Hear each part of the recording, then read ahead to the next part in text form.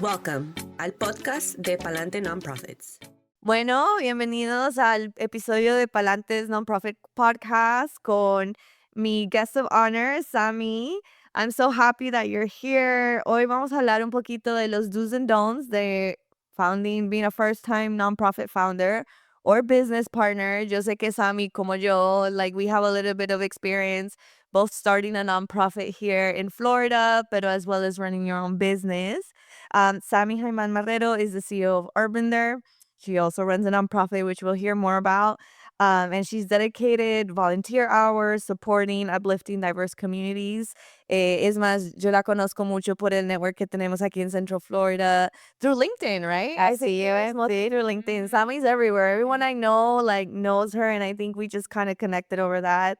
And she's gonna share some insights and how to build a strong foundation, que ustedes saben mucho de lo que yo hablo, and how that translates into being a business owner. So, if you're in the early stages of founding a nonprofit or thinking about a business, and honestly, you should think about your nonprofit as a business. We were talking about earlier about diversifying revenues, and especially with the political climate of, maybe a federal fund freeze does happen. Is your nonprofit ready to take it on? Pero esos first do's and don'ts. I'm so excited to have you, Sammy. Could you tell me a little bit about you before we dive Yeah, into I'm so excited to be here with you, Andrea. De verdad, tú bien sabes que yo primero soy dueña de negocio, Yes. ¿verdad? I'm a communications expert that specializes in marketing to multicultural segments in multimedia, multilingual formats. And so I've been very involved in the community, though, because advocacy is my middle name. And I've been very involved in collaborating with a lot of organizations here locally and also nationally to really support under-resourced and underestimated communities. And Yeah. so thank you for having me. Of course, you're everywhere. I love all the things you shared. You had your own podcast for a while, and you're very well connected in Central Florida, and I think it goes to show with how much you invest in the community. Yeah, as a Latina business owner, I think it's my responsibility, right, to show up for others. And so founding a nonprofit just seemed like the logical next step, just given the kind of work that we do, also just from a business standpoint, right? Yeah. Awesome. And just to clarify to our listeners, so Urban There is your for-profit, your business owner. That's where you run. And then we have SOS Orlando, and that's your nonprofit. Can you talk to me about what inspired you to start it, how that journey has shaped, the nonprofit and the work you do? Because I know you have a lot of partners here with big names. Yes. So I started a program as a give back from Urbander, my for-profit, to the community called Talleres de Bienvenida that you're familiar with. And then what happened was that in 2016 and 2017, the Latino community here in Central Florida really suffered very devastating and tragic events, right? And the results of or the consequences of very tragic events with Pulse in 2016, the Pulse nightclub shooting, and then also Hurricane Maria in 2017. In both instances, mainstream nonprofit organizations in Central Florida, right, were quick to say, oh, let's rally up Latino leaders and Puerto Rican leaders in the community to assess, right, next steps in how to support based on their insight. But quite frankly, our participation, I feel, fell flat, right? There was such a lack of cultural competency, lack of long-term investments in our community. And I was just sick of it. I was just outraged, pissed off. You could call it whatever you want, right? Yeah. With the lack of meaningful, sustained action to support the families of the Pulse tragedy, who were mostly Latino and Black, but mostly Latino. And then also the families that were displaced from Puerto Rico. Yeah. I mean, it was just awful, right? And so then I remember that after Pulse, The kids went back to school in August, right? And I remember a lot of parents that are, Caucasian would say, "Oh, how was your summer?" And I'm like, "It was awful." Right? Yeah. Because for us, it happened right at the beginning of the summer, pulse, and we were hustling, right? To Yeah. really support, our community, but it was already like not top of mind, Yeah. right? For the rest Yeah. of the community. And then the following year with Maria, our friend Nancy Rosado, who was like, come with me to visit. And I'll just say the Central Florida Foundation, right? I'm like, I'm not gonna go over there, waste my time, right? But she's like, no, you have to come with me to talk about the talleres Yeah. de bienvenida, because now people are coming from Puerto Rico and it would be perfect Yeah. to give them the information, right? Yeah. Firsthand in Spanish on how to navigate esta nueva vida aquí en la Florida Central. And so we went, and I felt the same energy, Yeah. right? That I did the year prior during Pulse. And so that's it. That propelled me to I had a hissy fit, and 3 weeks later I had founded the nonprofit, which is the wrong way, by the way, to start a nonprofit, because you really, really need to have a strategy, right? Absolutely. Heart alone Oh my God. doesn't Yeah. cut it, right? And so then you need a strategy, proper funding, Yeah. build strong partnerships Yeah. and all of that. And so since then, what I've discovered is that clearly cultural competency is a non-negotiable, because we're a Absolutely. very diverse community, right? Especially right now. Yeah. It hasn't gotten better. Yeah, Uh-huh. exactly. Y tú tienes que saber la comunidad. Like, you really need to be intimate with the community's needs. It's not just from over here, right? You need Absolutely. to be in it Yeah. to really understand it. Collaboration is critical because resources are so scarce, right? That if we pull in our resources, our brain trust, all of the talents that we have, we could really be more effective, and no organization can really remedy the issues that are that we're facing alone, right? And I attribute a little bit of that to your success, because I've worked with nonprofits and they're like, yeah, we work with Samí. We work with Samí. And people don't, when they open a nonprofit, they tend to be like, we're going to be the niche. We're going to be the unique. It's not hoarding resources. Collaborate with other organizations doing similar work. You're not really in competition. No. You need to partner with them and create kind of these collective spaces. But that's the mindset, right? And then Absolutely. it's really funny because a friend of mine a couple of years ago told me, I saw this meme and I thought of you. And when she sent it to me, it says, you can't compete with me because I want you to win too. Yeah. Right? And so then that's always been my motto, right? In working in the advocacy space.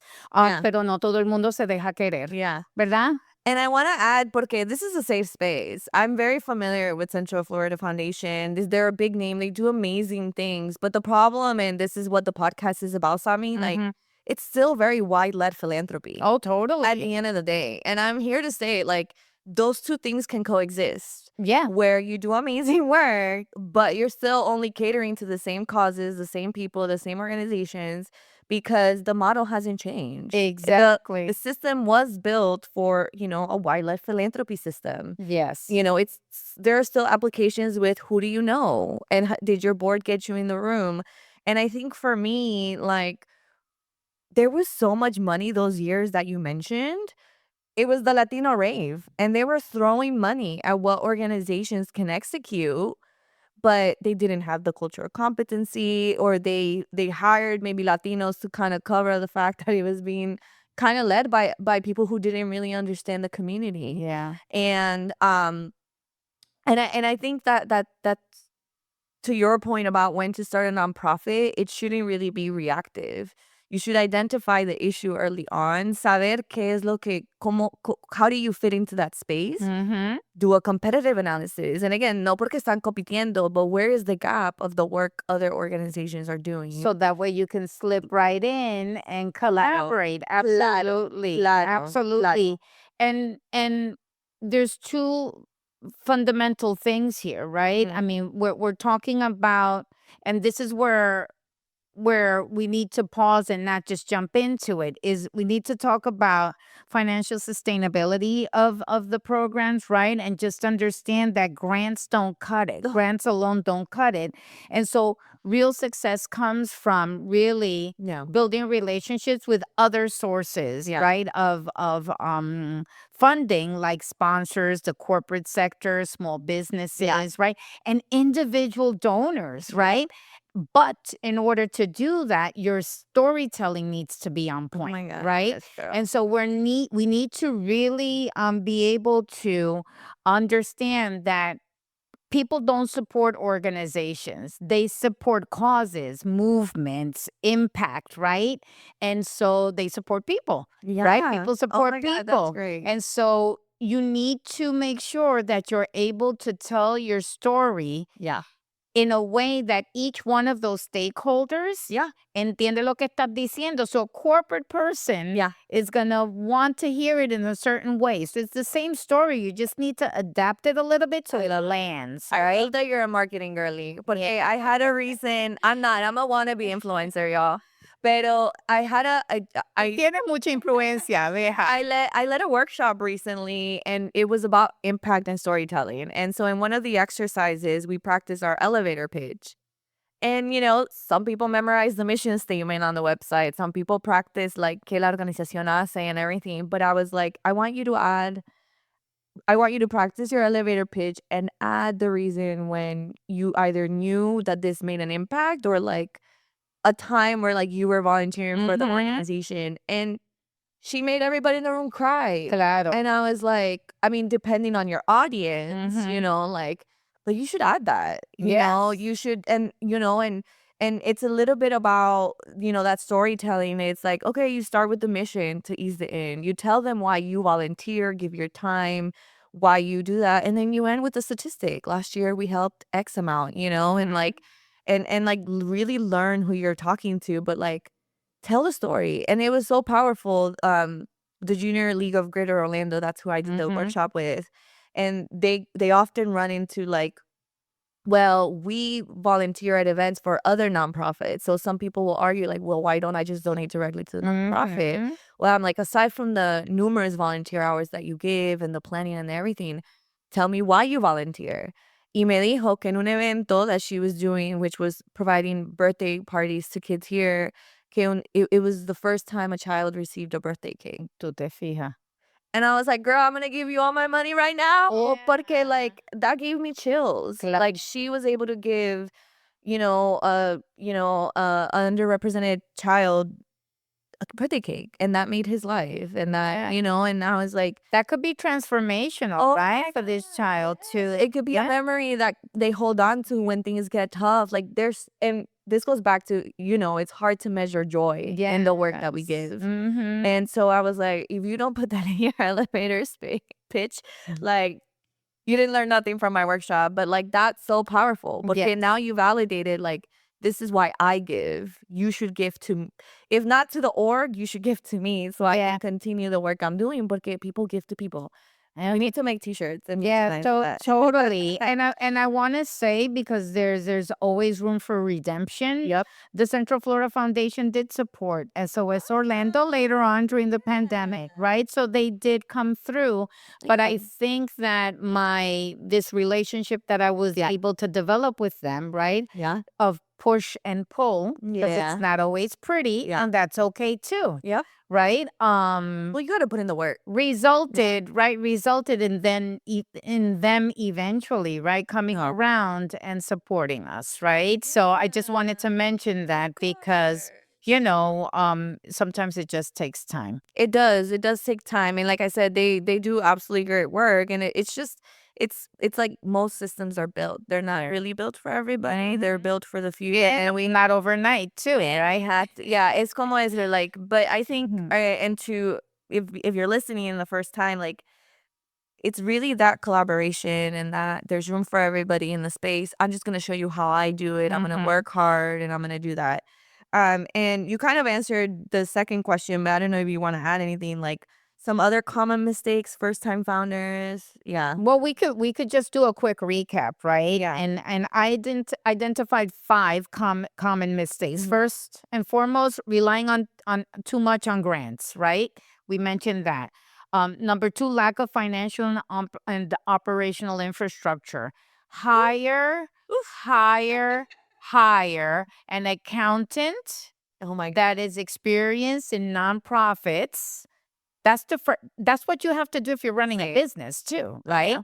The first thing that I hired was an accountant, right, to run my business. And then my accountant that runs my business, my for-profit business, doesn't do nonprofits. And I'm like, Absolutely. y hasta mejor, right? Uh-huh. Because that way it's really separate, right? No, yeah. And so then I hired someone that specializes in nonprofit management, Yeah. right? And Yeah. accounting for nonprofit organizations. So that is critical because demonstrating, even though you have small funds, right? You don't have Uh-huh. like the bank, no lo tienes el banco virado. As long as you're financially solvent, Yep. responsible, Yep. right? That's what big donors are looking for. Absolutely. You know, and Oh my God. so then having an airtight Yep. how do you say, accounting system or process and your books, right, is critical. You got my blood flowing before you yeah. continue on those points Yeah. because she is absolutely on point. Mm. There, no shade to you, accountants and lawyers, but be honest with people that you don't understand nonprofit law. Yes. It's totally different. The way you maintain books are totally different. The way you categorize, the way you do everything. I have been, as a part of Palante Nonprofits, hired to fix some of the reports of bookkeepers' account. And I don't have an accounting degree.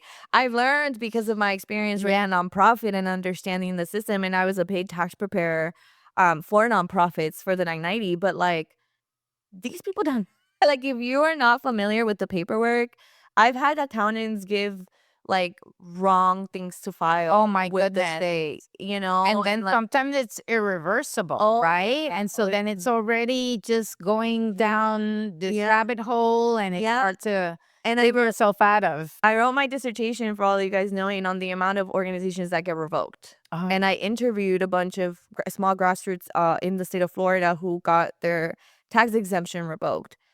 3 out of the ones I interviewed said, I thought my accountant was doing it Mm. because they did pay someone or thought they paid someone for that because they didn't understand the process. So, yes to number 2. Yes. Yes. So yes, and including in that, when we talk about financial stability and operational infrastructure, your first focus should be on generating enough funding to hire a qualified executive director that has grant writing experience or proposal writing experience, right? So that way they can solicit funding from government, from foundations, right, through grants, but then also from the for-profit sector through sponsorships, right, and donations. So it's that, right? Financial stability is accountant and an executive director that knows, because otherwise you're stuck doing all of this voluntary work and feeling like you're this close to burning out.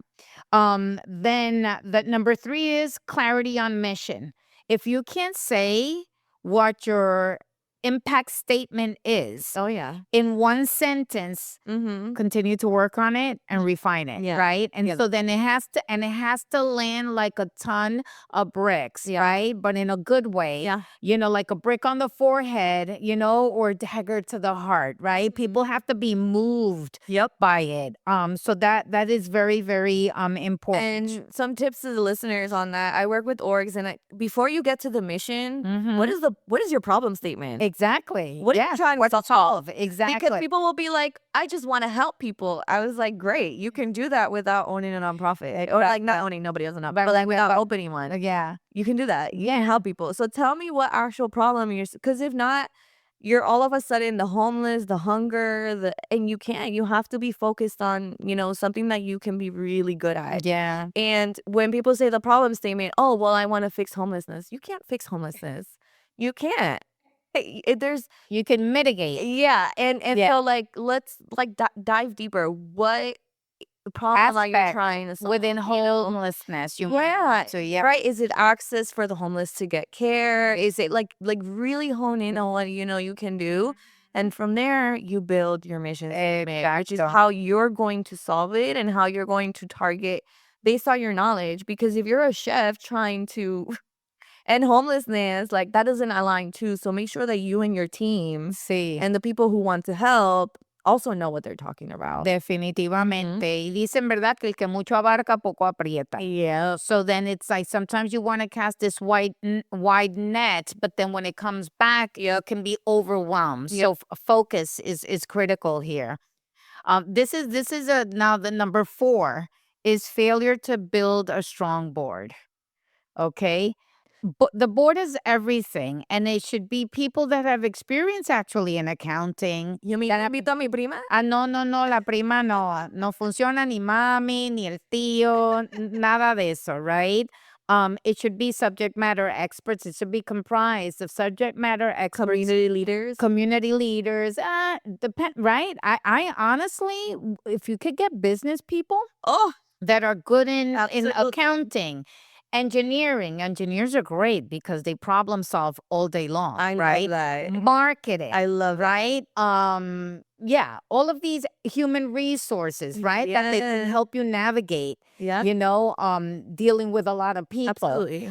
Like that, right? But that they're also very well connected and have access to funding. Yeah. Right? And to decision makers that either manage budgets or have an interest, in what you're trying to mitigate, the problems that you're looking to solve. And I'm going to tell my listeners, si ustedes no hacen esa tarea de buscar board members that are... Un abogado es otro. But if you don't find board members that are qualified to be board members, you're going to pay everything out of pocket. Ay, horrible. Vas a hacer todo sola. Like, you're going to be stuck in this place where you're more overwhelmed to try to help than you are actually running a nonprofit. Yeah. The board helps to run that. You know?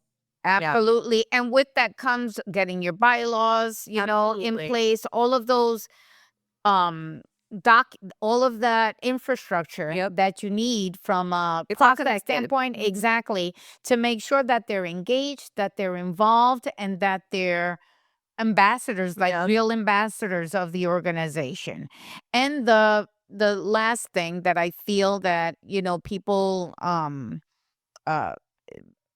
that it's a mistake that people do is that they don't leverage their relationships. Yeah. Right? You really need to tap into who you know that knows people that you don't know. Right? You need to start developing relationships with policymakers, elected officials, right? Ellos son los que tienen acceso a repartir el bacalao. Correcto. Right? And so then if you want some bacalao for your organization, you need to know who has the bacalao. Yeah. Right? So that way you can ask. And then we can't be shy. Oh, no. They say that the squeaky wheel gets the oil, ¿verdad? En español dicen que si no lloras no mamas, ¿verdad? And so then that's very, very critical. We need to attend networking events. We need to participate in panels. You need to show up like this, right? Oh, absolutely. And these types of activities to really build your exposure. Talk about the work that you're doing, and really poco a poco you start developing these long-term relationships, and you also get adept at being able to discern who's fluff, who's not. Oh, yeah. Who, I've had to, tell people, leaders in the community even, it says, me dice, oh, you don't want to collaborate. ¿Qué colaboración? What are you talking about? Si no te dejas querer. ¿Me entiende? And then I particularly do not have any more tolerance for people that say one thing and then do another. Right? There's too much competition. I feel that we have little resources always coming to Latino community in this case, right? And so we're all fighting, to get los 5,000 pesos. Listen, people, a $5,000 grant, that's not real money. Not that we won't take it. Not that we won't take it, but I don't fill out those No. grants anymore. No. It's too much work. It's too much work. It's too much work to do that, It's right? too much- So anyway, so building relationships with people that have been, through this also, because then you can also seek mentors. No, and so I sound like a broken record in my podcast because las cosas son more money, more problems. $5,000 is not worth the problem. No, absolutely not. $100,000 is not worth the problem if you don't have the infrastructure. También, Porque right? a $100,000 grant, they're gonna ask you for reporting every quarter. They're gonna ask you for receipts, timesheets. It's An audit, insane. an audit, yes, an audit, So everything. if the infrastructure is not there, it's not worth your time and problem. Mhm. Y otra cosita que también dijiste that I absolutely like, I absolutely really connect with is, where do I find donors, Andrea? I just don't know why no one's donating. You don't even have a donate button on your website. Yeah. Have you gone to the Chamber of Commerce event? Have you given out your card? Have you told people about the work you're doing? The money's not going to come in your lap because you open a 501c3. You need to put the machete between your teeth, and you need to go hunt.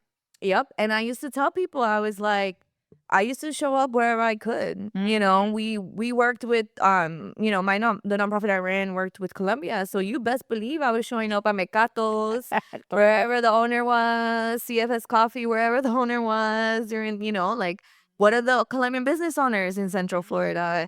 Can I visit their bakeries, the restaurantes? Like, you gotta find people that are gonna connect to your mission and show up. Yeah. Super important. Yes, absolutely.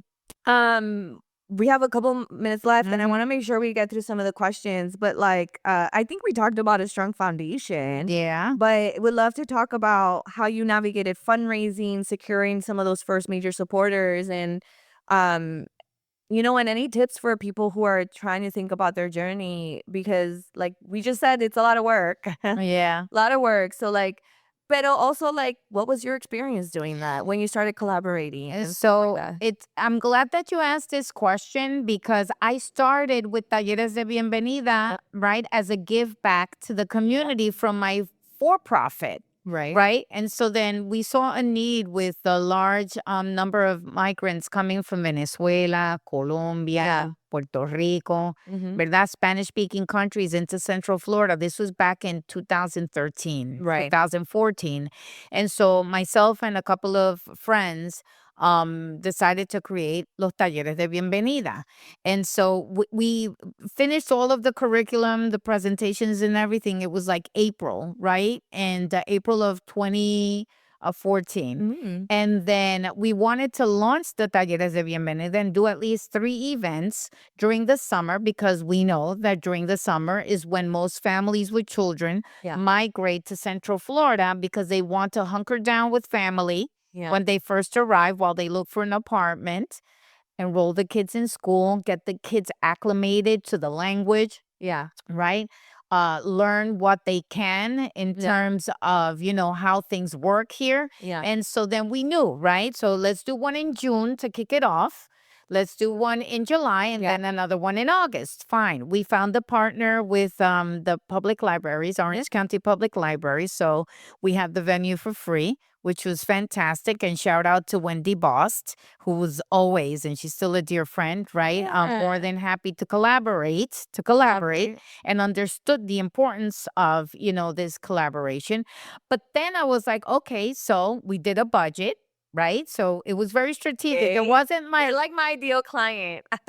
it was because And there was no ChatGPT back then. No ChatGPT. The thing is, I'm a business owner, right? So I was treating this initiative as a business proposition, but to help, right? To help people that were coming into our region. Anyway, this was way before the nonprofit. The nonprofit was launched 4 years later. Yeah. So anyway, so we did the budget, y yo dije, okay, a las muchachas, okay, $5,000 por cada evento, because we knew we were going to get between 200 and 300 people. We wanted to feed them, right, when they came and all of that, and give them like at least a voucher for transportation if they needed to.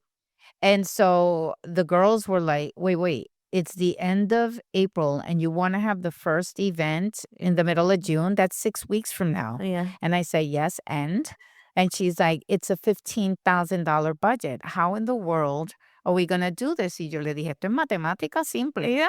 Esto es matemática simple. Le digo, o nos conseguimos 5 sponsors, right, at $3,000 each, or 3 sponsors at $5,000 each, right? A nice, pretty round number. And they were like, she has lost her freaking mind, right? Pero you know what happened, right?